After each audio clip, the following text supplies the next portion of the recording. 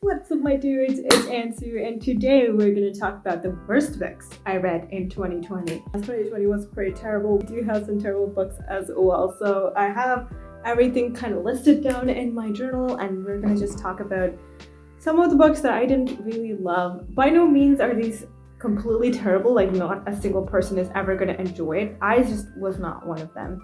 There are some books on this list that I've talked about not liking, and there are a few people who are like, that is my favorite book, and I'm sorry.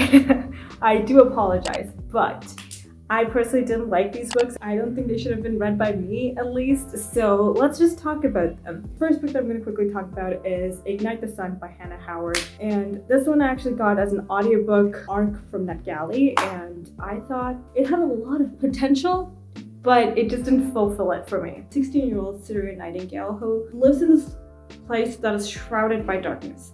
Everywhere you go, it is completely dark and it is ruled by darkness itself. But Syria herself hates the darkness so much. She wants the sun. She has dreamt of actually seeing the sun one day, and she just wants to ignite the sun, I guess. And so one day Queen Isabel, who is kind of the ruler of this darkness society who defeated the Sun King or whatever, calls people to this ball type of thing, and she says that one of these people actually is the descendant of the sun. During this choosing ball, Syria kind of figures out that she's actually a descendant of the sun, and she has these powers to her. She can bring the sun towards this land and, you know, change the way that people live essentially, and not like be shrouded in darkness forever. Obviously this is not something Queen Isabel wants, because she has killed all of her ancestors and definitely will hunt her down as well. But the thing that I really did not like about this book is that Syria just kind of came through her powers like that. It did not take her any time to try to figure out what was up, and she just seemed like such a spoiled brat throughout the entire book. And I found her so annoying for a majority of the book. In the last few pages of the book, I guess, she's like okay, she was fine, I guess, but I didn't like her. And then it was just so quickly like, oh, I am the ruler of this world, I can do everything perfectly. And I'm just like, how? That's not even possible. You just learned everything so quickly. It's so dumb. I don't know, just not a huge fan of the book, unfortunately. I do think it has a lot of potential though, so maybe I might read the next few books. I'm not even sure if I want to, but yeah. The next book is No Judgements by Meg Cabot. I loved Meg Cabot so much growing up. I was very excited to read this, but unfortunately I did not like this book. This one follows around this character who moves over to this place, lives in this place that is very hurricane prone, and she knows that she's putting her life at risk, and also like all these people are calling out to her, just like, you have to go back home, and she's like, no, I'll stay here because I'm an independent woman. And she's like, no, bitch, take care of yourself, just go, be safe. But no, she stays in this place where she's very quickly going to die. She has no kind of equipment to survive by herself. She has no, I don't know, like flashlights or anything. She literally has nothing with her, no supply, nothing. And she's like, I'll stay by myself, I'll be fine. I'm just like, bitch, you're not gonna be fine. You're such an idiot. I don't understand what's wrong with you. And I was just very pissed off with her completely. So yeah, did not love her or the entire character. The romance was just, it felt so forced. I didn't like it. I just didn't think it was a good book whatsoever. Next up, another book that I thought had a lot of potential but just did not live up to the hype that it had was Star Daughter by Shweta Thakrar. I do have a full spoiler-free review of this book. I had a lot of fun filming it. It had a lot of potential. I did give it 3 stars, but I felt like it was not the greatest. It could have been so much better. It had so much potential, but it was not there. We have this girl who's part human and part star. Her name's Sheetal, and she's about 16 or 17 years old. Her hair is really silver. She has long silver hair. She's been dyeing it her entire life because, well, she's not completely human, right? So what happens is that one day she does something and hurts her father with her power, which makes him go into this coma almost, and she's trying to save his life. As her 17th birthday is getting closer, she's getting this pull to go to the star land, I guess, like outside the earth essentially, and she gets the pull to go to her mother and just, you know, be with her other side of the family, not the human part. Once she gets there, she's trying to figure out like how to save her dad. There's a lot of trials that she has to go through. There's a lot of dark history with the stars and everything, and there's just a lot of political intrigue and stuff. But I don't know, it just felt kind of forced throughout the whole thing. There was some weird romance. I was not super huge of a fan of it.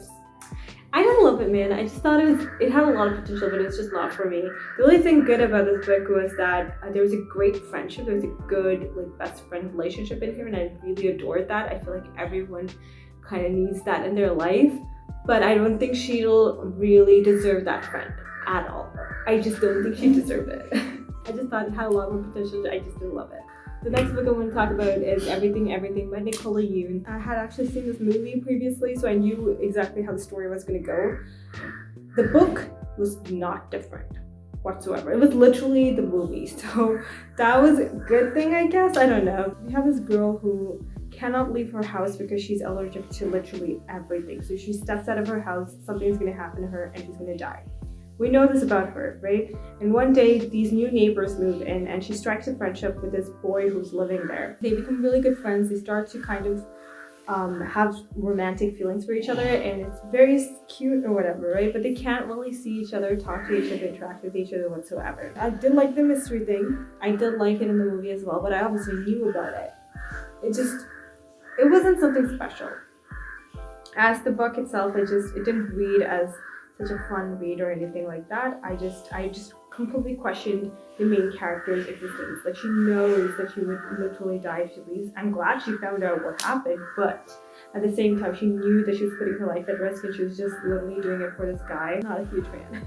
Next up is kind of controversial. A lot of people love this book. I gave it like 2 stars, and it was The Starless Sea by Erin Morgenstern. Oh my goodness, this one I had such high hopes for. But the writing style is great. I really did enjoy it. But other than that, nothing. Like, it did nothing for me. We have Zachary Ezra Rollins, who comes across this book in his library, which has this particular story that is from his past. And he reads this and he's trying to figure out like if all these things are real, because everything in that book is very magical. And he goes on this adventure to try to figure out what the heck is going on. And there's stories in the book, which is fun, but Zachary itself, his storyline completely towards the end especially, was just kind of boring. I felt like nothing was happening throughout the entire book, and it was just did not like it at all, so that was kind of unfortunate. I was very disappointed by it. I had such high hopes for it, and I was very, very sad reading it. Yeah, I don't know what else to say about it. It was just not the greatest. Next up, oh my god, a lot of people love this book too, and here I am just listing on all of these popular loved books or whatever. Cinda Williams-Chima is such a loved author, and I read like 5 books of hers. I didn't like any of it. I didn't like any of the stories. There's a freaking dragon in this book and I still did not like it, and it was just I was so disappointed. There's so much that could have been done to make it better, I guess, but there's a stupid ass romance. That romance was terrible.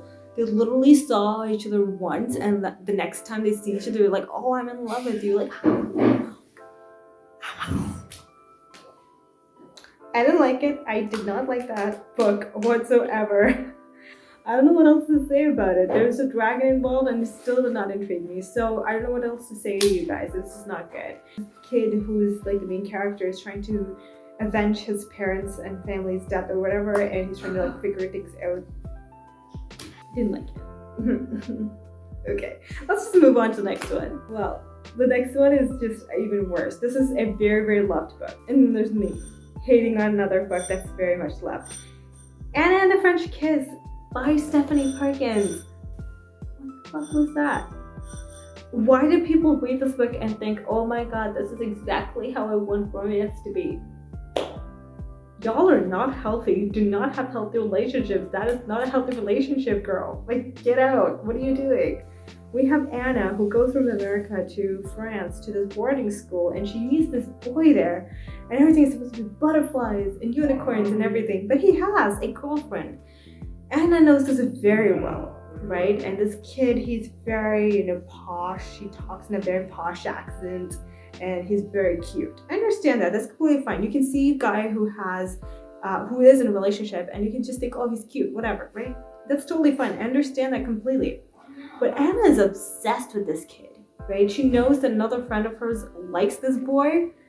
But he's not doing anything about it because he's in a relationship. Anna meets St. Clair's girlfriend, and she's super sweet. She's actually such a sweet kid, right? She's been nothing but nice to Anna. But the thoughts that Anna has is like, I'm going to murder you. I want you dead. Like, legit, that's what she wanted. And I'm just sitting there like, how? Why? Like, she didn't do anything to you. She is just in a relationship with this guy. And obviously he's cheating too. Like, he kissed Anna, and I'm just like, you have a girlfriend? If you don't like your girlfriend, break up. It's fine. It happens. Like, you can lose feelings for a person and you might want to break up. It happens, right? But don't cheat. He totally cheated. People were like obsessed with this relationship, and people were like talking about this for so long, how great it was. It was such a masterpiece. And I'm just sitting here like, he cheated. Why are you fantasizing about this? You do not want that in a relationship. If you're not happy, you have to leave as much as possible. If it's not a toxic relationship, you can leave. That is an option.